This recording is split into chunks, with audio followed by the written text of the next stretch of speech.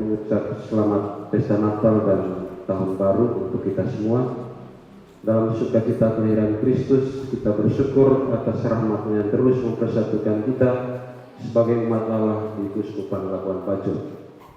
Dan semoga damai dan cinta kasih-Nya senantiasa membimbing kita dalam pelayanan sepanjang tahun 2025 ini. Kita juga berterima kasih kepada Romo Dr. Fransawan yang telah mengawali perjumpaan kita pada pagi hari ini dengan retret yang rekoleksi yang mendalam melalui bahan yang telah disampaikan kepada kita menjadi gereja yang hidup dalam persekutuan, partisipasi dan perutusan. Juga tadi kita mendengar ada satu kelompok di Jakarta itu SMS, semakin tua semakin manis. Mungkin kita juga perlu bentuk di sini STSL, semakin tua semakin lentik. Dalam pengertian yang positif tentu saja.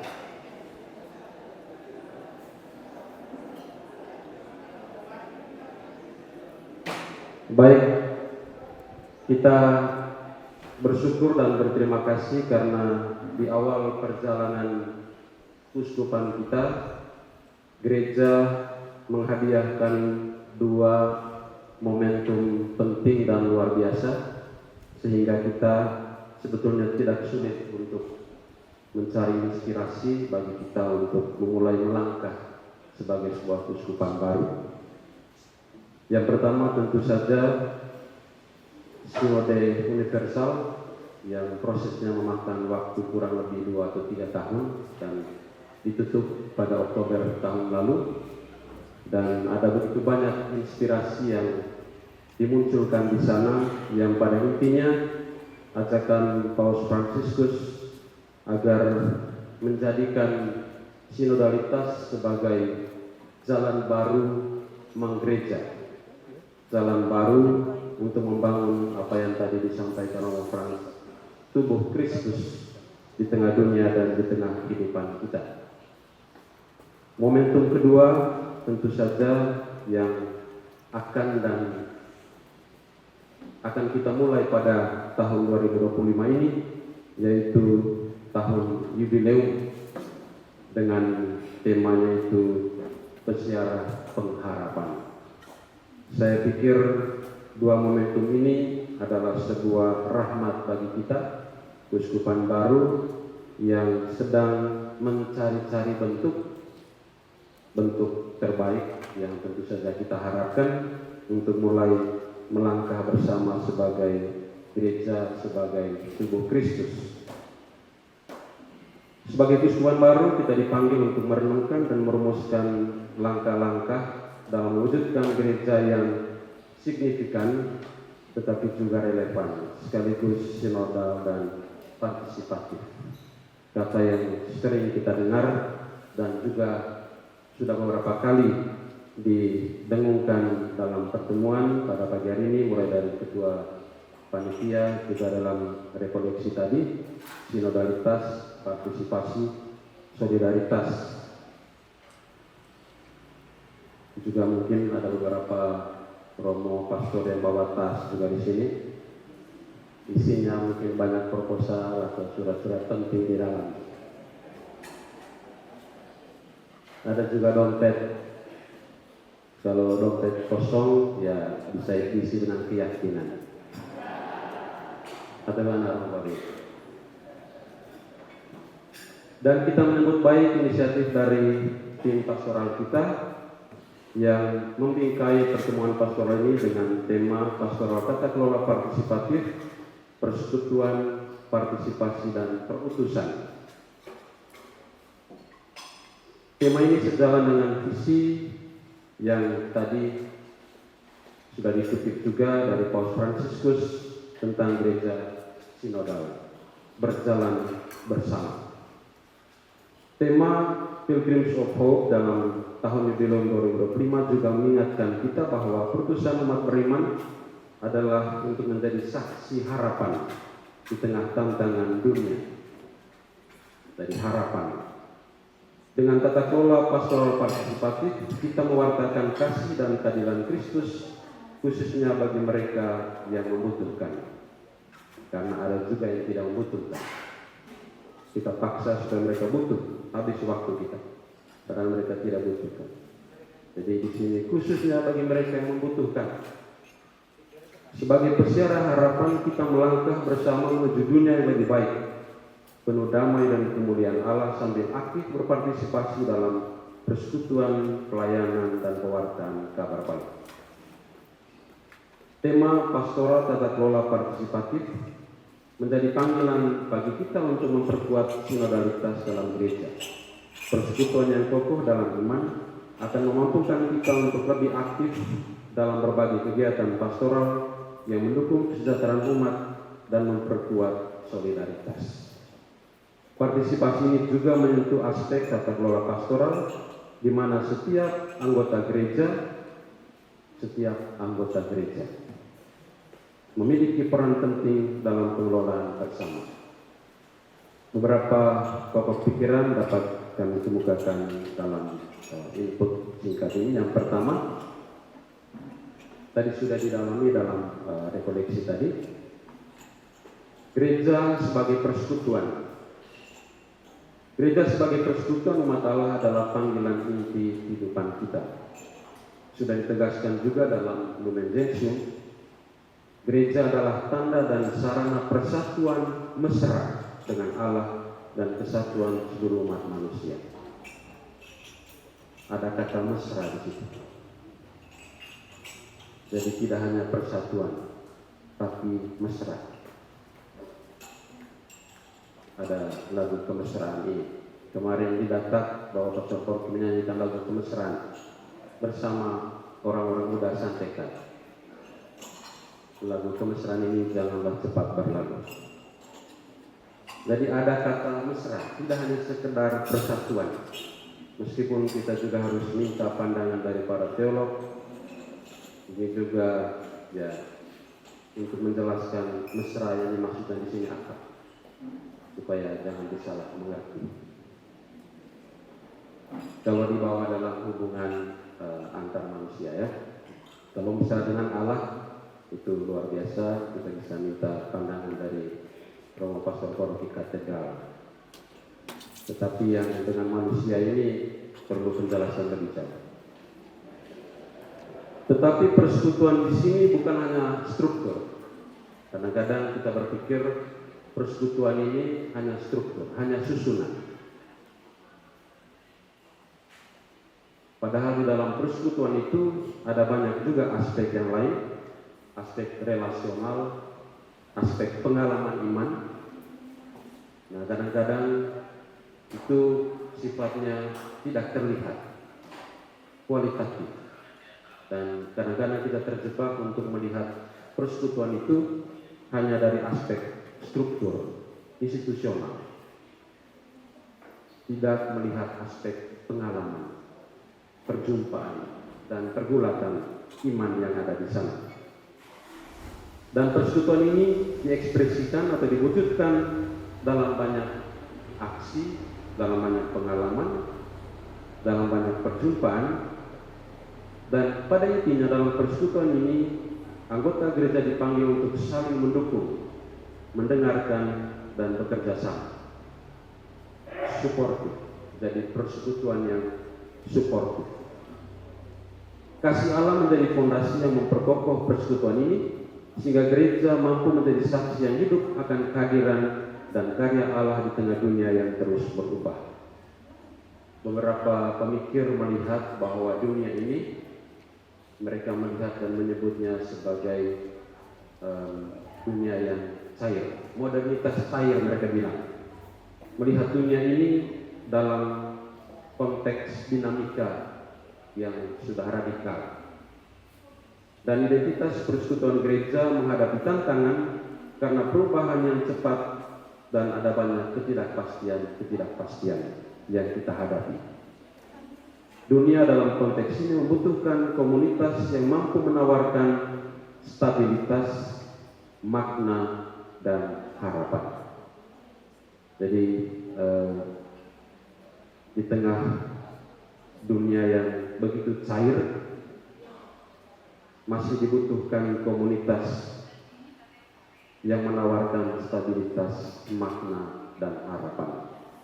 Jadi ini dua dimensi dari persekutuan, jadi tidak hanya struktur, dan kalau kita hanya melihat struktur maka kita nanti akan terjebak untuk melihat struktur itu atau persekutuan itu terlalu piramidal dan hierarkis. Padahal tadi sebagaimana disampaikan oleh Frans tadi, model yang ditawarkan oleh Paus Fransiskus adalah model polyhedron. Jadi ada banyak hubungan, ada banyak perjumpaan, ada banyak relasi yang perlu kita pertimbangkan dalam persekutuan itu. Persekutuan sejati tidak hanya berbicara tentang kehadiran, tetapi juga tentang partisipasi aktif setiap anggotanya. Jadi kehadiran. Saya masih ingat sambutan dari Bapak Kardinal waktu tabisan uskup. Dia mengatakan bahwa kehadiran adalah jalan menuju kekudusan. Jadi kita harus hadir di mana kita memang harus hadir di sana. Kadang-kadang kita hadir di tempat yang seharusnya kita tidak perlu hadir.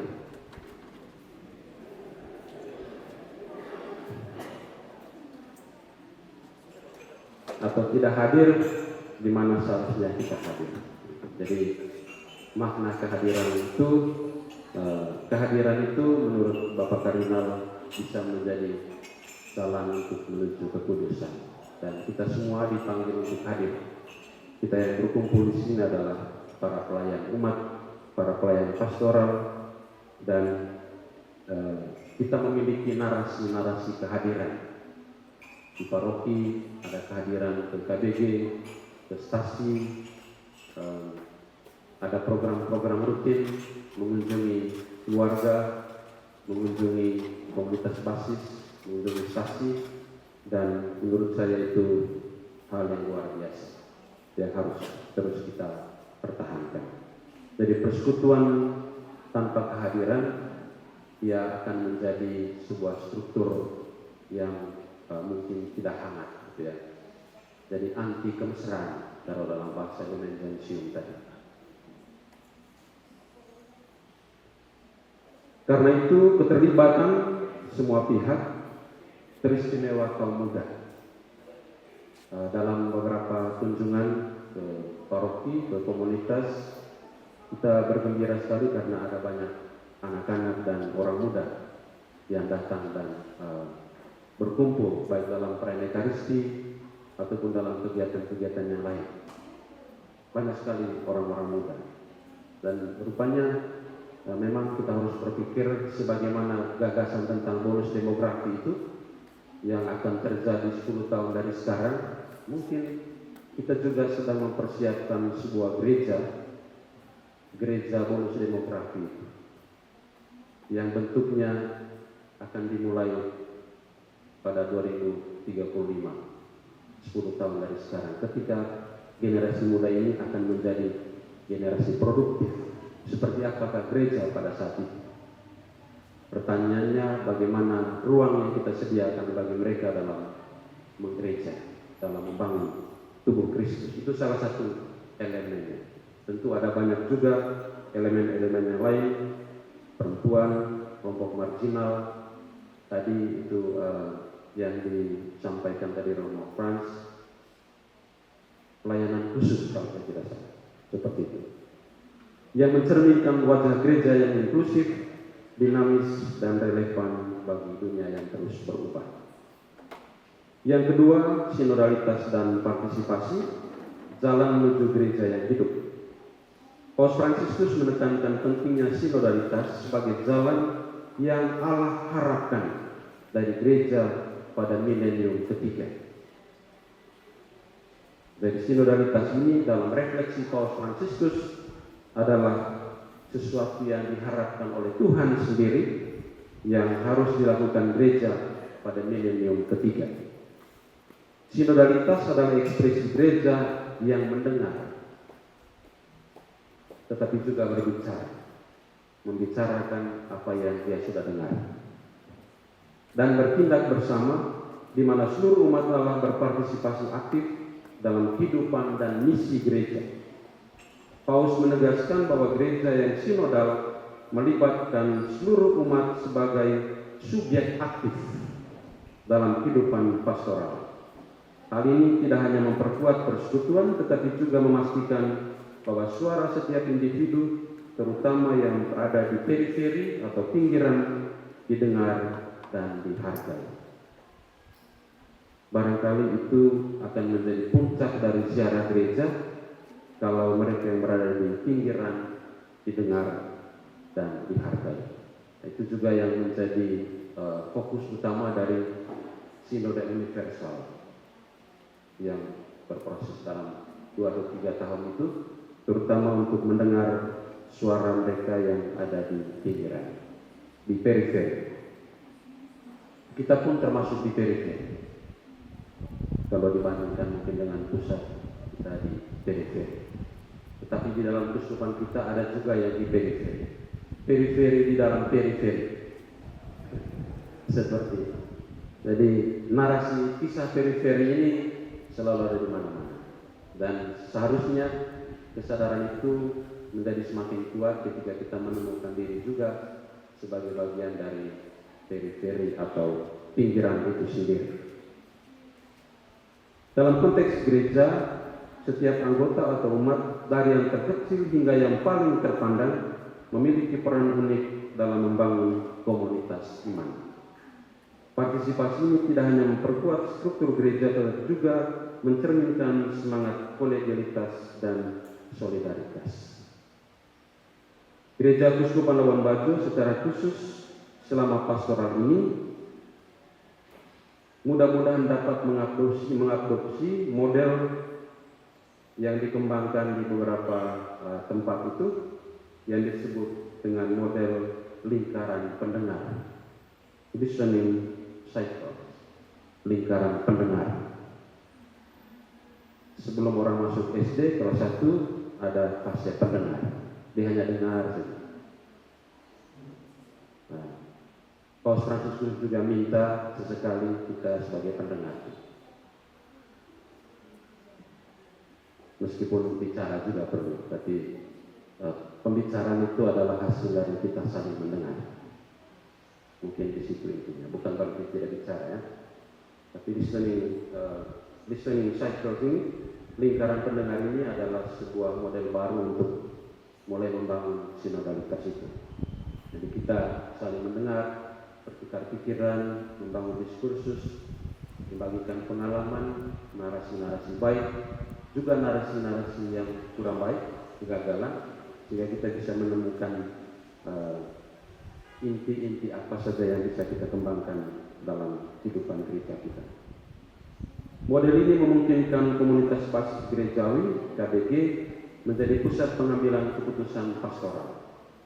Dengan mendengarkan suara komunitas, gereja tidak hanya merespons kebutuhan umat, tapi juga membangun tata kelola yang lebih partisipatif dan inklusif. Dengan demikian, kesadaran eklesiologis kita memiliki akar pada pengalaman iman umat kita. Jadi dia juga harus bottom up, dari bawah, bukan hanya dari atas dan dari bawah, ketemunya di tengah. Gitu. Jadi ini kesadaran eklesiologis yang muncul juga memiliki akar pada pengalaman iman umat kita sendiri. Umat kita memiliki pengalaman iman yang luar biasa, dan bahkan mereka juga banyak melahirkan gerakan-gerakan spiritual, gerakan-gerakan rohani, gerakan-gerakan sosial, barangkali lebih banyak daripada yang bisa kita lakukan. Para awam kita, umat kita, mereka menghasilkan banyak sekali gerakan-gerakan berdasarkan kekayaan pengalaman iman mereka. Karena itu berarti bahwa diskursus yang kita bangun selama pertemuan pastoral ini juga merefleksikan keterbukaan kita untuk mendengar suara dari elemen-elemen gereja berdasarkan pengalaman perjumpaan baik dengan Tuhan, sesama, maupun kehidupan ini. Yang ketiga, perutusan gereja yang bergerak menuju dunia. Yesus juga dalam Matius 28:19 dia mengatakan, pergilah, jadikanlah sebuah bangsa murid. Amanat ini menggarisbawahi misi gereja yang hidup dalam persekutuan dan partisipasi untuk melangkah keluar membawa Injil kepada dunia. Gereja dipandang untuk menjadi saksi kasih Allah yang melampaui batas, melibatkan diri dalam pelayanan kepada semua orang, terutama mereka yang membutuhkan perhatian dan harapan. Beberapa futuris yang meramal tentang masa depan itu melihat kehidupan kita sekarang ini dalam apa yang mereka sebut dengan risk society, masyarakat yang penuh dengan risiko, memberikan awasan akan berbagai tantangan global seperti ketidakadilan sosial, kerusakan lingkungan, krisis kemanusiaan yang memerlukan tanggapan profetis dari gereja. Paus Fransiskus dalam Laudato Si menekankan bahwa perhatian terhadap rumah bersama kita adalah bagian integral dari iman Kristen. Di Labuan Bajo, Manggarai Barat ini yang kaya akan keindahan alam dan budaya, tanggung jawab ekologis dan kehidupan ini harus menjadi prioritas pastoral kita. Gereja tidak hanya menjaga alam ciptaan, tapi juga memberdayakan umat untuk menghargai dan melindungi lingkungan demi generasi mendatang. Seruan-seruan profetis ekologis mudah-mudahan lahir juga dari proses pertemuan pastoral kita ini. Selain itu, solidaritas dengan kelompok rentan seperti korban perdagangan manusia dan kaum difabel menjadi panggilan mendesak gereja.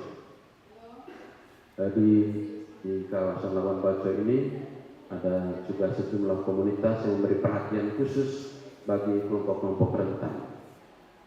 Salah satunya itu rumah singgah yang sekarang ditangani oleh para suster, asisten. Mereka adalah komunitas para korban kekerasan, terutama perempuan dan anak-anak. Ada belasan yang ada di situ sekarang di rumah singgah itu. Sesekali kita boleh mengunjungi rumah singgah itu untuk mendengarkan cerita dan pengalaman-pengalaman mereka di sana. Paus Fransiskus dalam Fratelli Tutti menegaskan bahwa tidak ada seorang pun yang dibiarkan sendirian. Tidak ada seorang pun yang dibiarkan sendirian.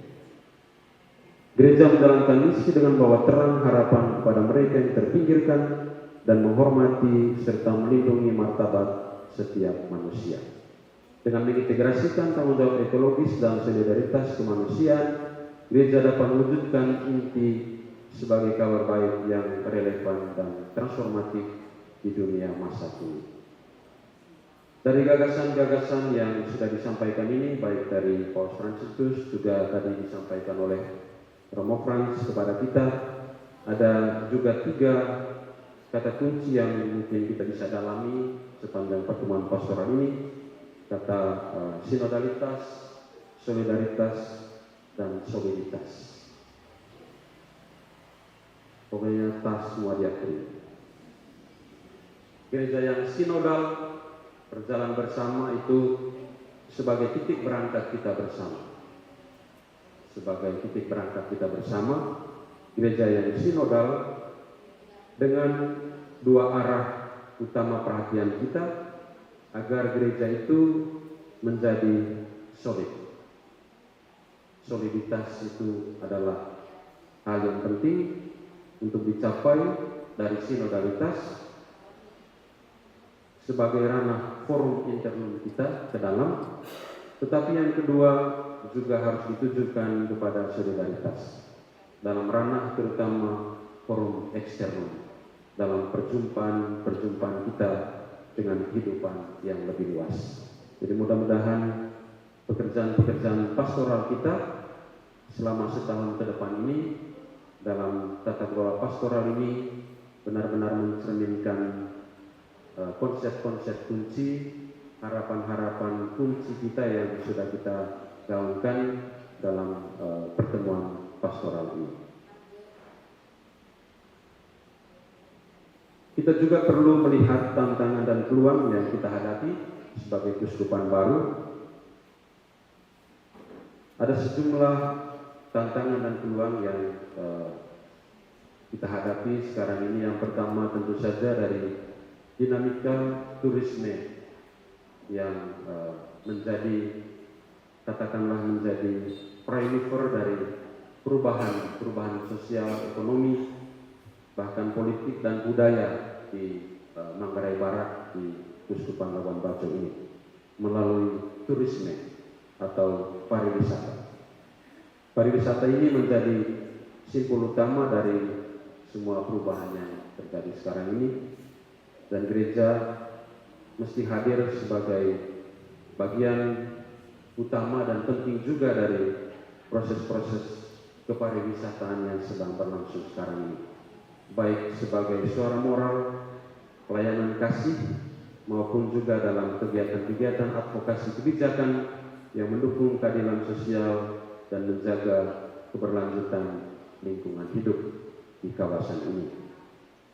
Kemudian tadi juga disinggung oleh Romo Frans tentang komunitas basis gerejawi. Saya kira ini terus menjadi perhatian kita karena menjadi peluang kita untuk mengembangkan gereja kita. Gereja jaringan, gereja yang dibangun di atas komunitas-komunitas. Orang membandingkan kenapa komunisme di Eropa Timur itu hancur, sementara di Cina itu tidak hancur komunisme. Karena di Cina itu dibangun di atas komunitas basis, jadi perkomunitas. Sedangkan di Eropa Timur itu dia hierarkis, institusional sifat, dan itu dia tetap hancur. Jadi jaringan komunitas ini adalah salah satu fondasi yang kuat bagi pembangunan gereja kita. Kemudian pendidikan dan pemberdayaan ekonomi juga terus menjadi tantangan dan peluang yang mesti kita perhatikan dalam pekerjaan dan pelayanan pastoral kita.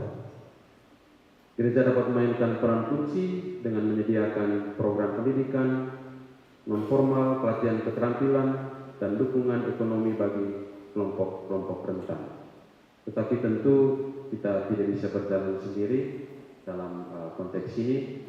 Saya kira amanat Konsili Vatikan kedua juga itu bekerja bersama, jalan bersama tadi, tidak hanya dalam internal gereja, tetapi juga kita menggandeng kelompok-kelompok, elemen-elemen non-eklesial, NGO, pemerintah, ataupun kelompok-kelompok lain yang punya keprihatinan dan fokus yang sama untuk membangun kemanusiaan, membangun kehidupan, membangun dunia yang lebih baik.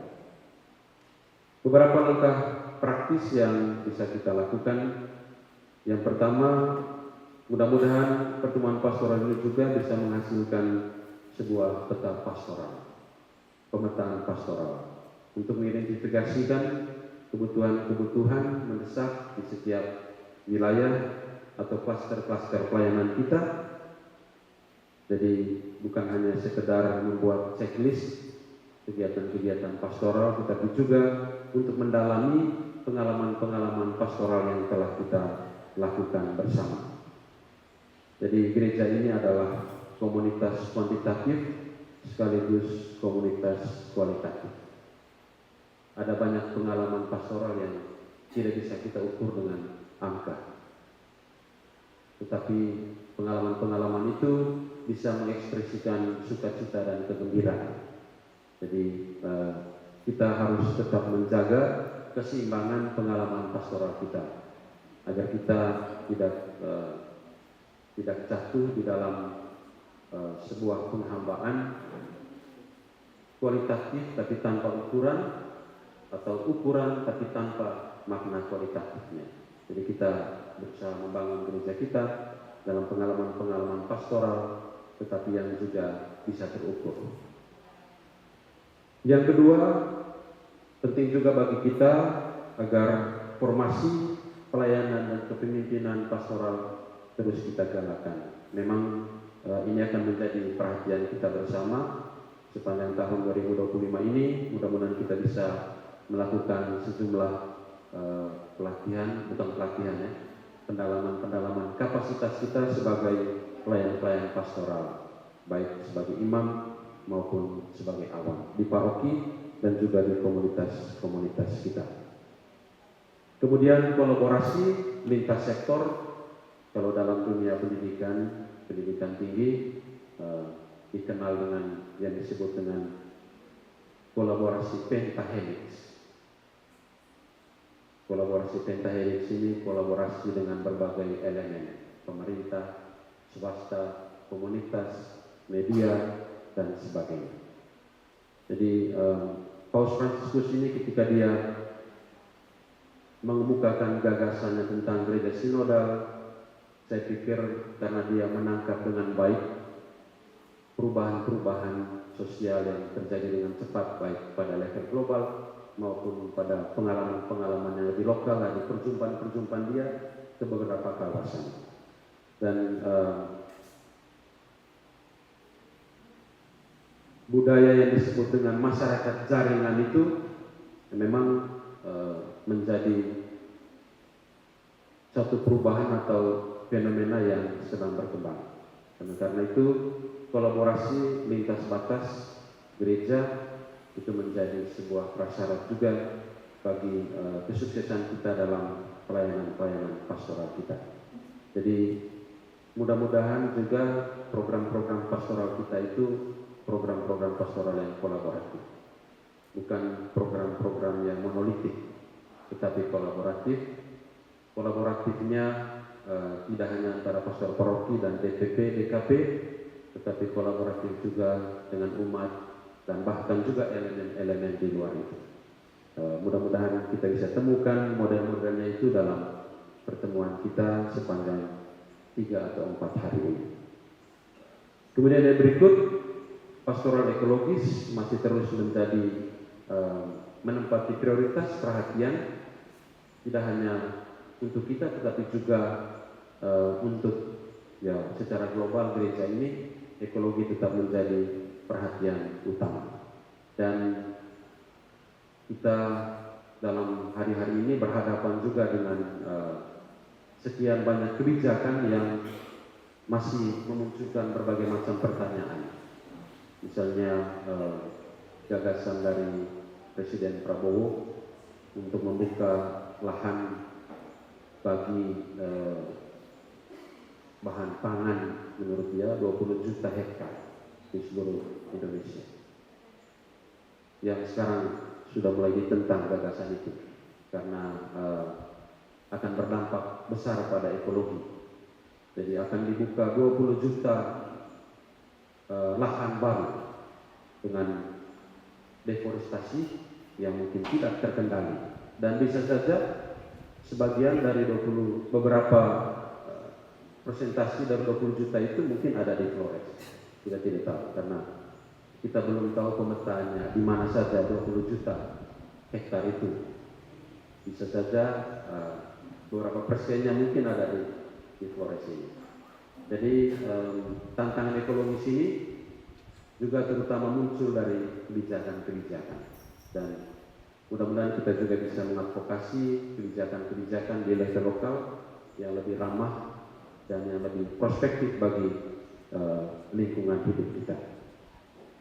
Mudah-mudahan ini bisa kita temukan juga di dalam pertemuan pastoral ini, agar program-program, rencana-rencana kegiatan kita sepanjang tahun 2025 ini benar-benar merefleksikan perjalanan bersama, solidaritas, juga semangat kolaboratif yang mudah-mudahan mulai kita bangun sebagai satu gereja untuk membangun tubuh Kristus di tengah dunia. Beberapa waktu lalu tanggal 8 itu saya dikunjungi oleh sekelompok bocil anggota Misdinar dari stasi Stella Maris Paroki Katedral. Ada 7 anak, mereka pergi ke uskupan sore hari jam 4:30. Lalu kami berbincang-bincang mungkin sampai jam 6, naik ke balkon. Banyak sekali pertanyaan mereka, dan ada satu anak yang bertanya kepada saya. Dia bilang, Bapak Uskup bisa tanya? Silakan tanya. Dia tanya begini, apakah Bapak Uskup tidak mengalami ketakutan? Saya bilang, ketakutan apa? Ketakutan apa saja? Saya mau jawab, saya malu juga kalau saya bilang saya takut ya. Kita sudah besar, udah takut lagi. Tapi menurut saya itu pertanyaan yang penting. Pertanyaan yang penting. Kalau saya pribadi ya pasti takut dalam menjalankan tugas yang besar ini, takut kalau ada banyak teman imam yang sakit, takut macam-macam begitu. Tetapi saya jawab sejawab itu, selagi masih ada Tuhan kita tidak perlu takut. Baik. Kemudian ada satu anak lagi dia tanya, Bapak Uskup sekarang umur berapa? Sebelum saya jawab ada satu anak bilang, jangan, itu pribadi itu, jangan tanya. Tapi saya jawab juga, saya bilang umur saya sudah 51 lebih sedikit. Lalu satu anak bilang, padahal sudah tua juga ya. Saya dalam hati memang sudah tua kalau sebagai manusia, tapi dalam menjalankan tugas ini itu masih terlalu muda. Begitu. Yang ingin saya katakan bahwa di dalam hidup ini memang di dalam perjalanan kita sebagai pelayan pastoral, apalagi membangun uskupan yang baru ini, tentu ada banyak kecemasan, ada banyak kekhawatiran. Saya juga takut untuk memulai semua ini. Jujur saja, dan karena itu mudah-mudahan kita bisa terus saling mendoakan dan kita bisa membawa ketakutan itu sebagai sebuah ketakutan suci yang kita miliki. Artinya kita cemas dan takut kalau uskupan ini tidak bertumbuh sebagaimana yang Tuhan inginkan dan kehendaki terjadi di dalam diri setiap kita. Meskipun tidak bertumbuh sangat istimewa sekali, tetapi dia bertumbuh, dan pertumbuhan itu bisa membawa sukacita di dalam hidup dan hati kita.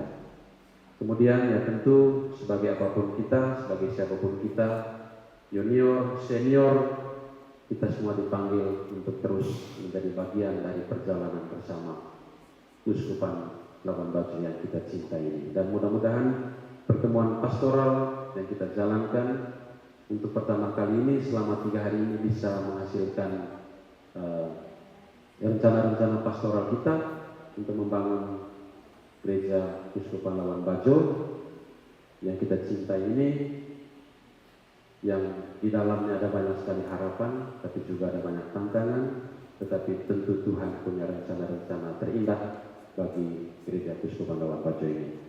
Mari kita masuk di dalam pertemuan persaudaraan ini, dan mudah-mudahan apa yang kita hasilkan itu juga yang bisa kita lakukan dengan sukacita dan dengan riang gembira di tempat pelayanan kita masing-masing. Terima kasih.